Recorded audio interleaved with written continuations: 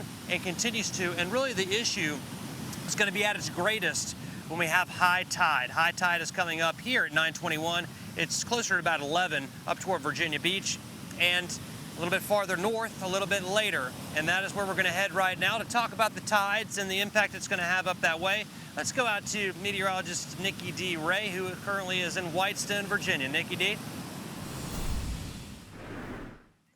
Hey, Zach, thank you so much. And, speaking of the tides, just like you said, we're looking to have high tide at 1:40 this afternoon. Well, let's do the math on that. That's going to be the same time period we're dealing with those heavy amounts of rainfall. So flooding will be an issue, especially in low-lying areas up into the northern neck. I spoke with a lot of locals, and all of them are staying prepared. We're still going to have restaurants open, but everyone is urging everyone to use caution, stay away from being out in the water. And you see what Zach was dealing with just a few short minutes ago? Yeah, he's in the middle of the situation, so it is the best it's been in the past 24 hours.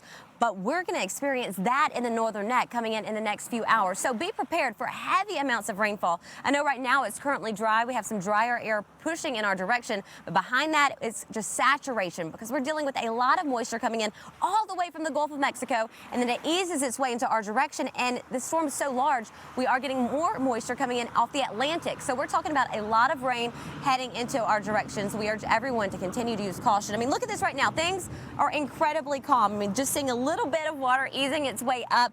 Low tides coming up at 7:40. So obviously the water continues to retreat back, but at 1:40 this afternoon, that's going to be high tide, and it's the same time period we are looking to see heavy amounts of rainfall. So be prepared. Be smart about it. Don't stress, but be very smart. You want to be vigilant traveling all of the bridges because, of course, you're going to be very difficult to see due to heavy amounts of rainfall and, of course, gusty winds. Winds already this morning have gusted into the 40s, but they are looking to stay sustained right now around 10 to 20 miles an hour. But, of course, very similar to Zach's situation, what he's been dealing with, that's going to head into our direction. So be prepared for very gusty conditions heading our way into the northern neck. Eric Price, my photojournalist, and I are going to continue to stay here, making sure you and your family stay safe.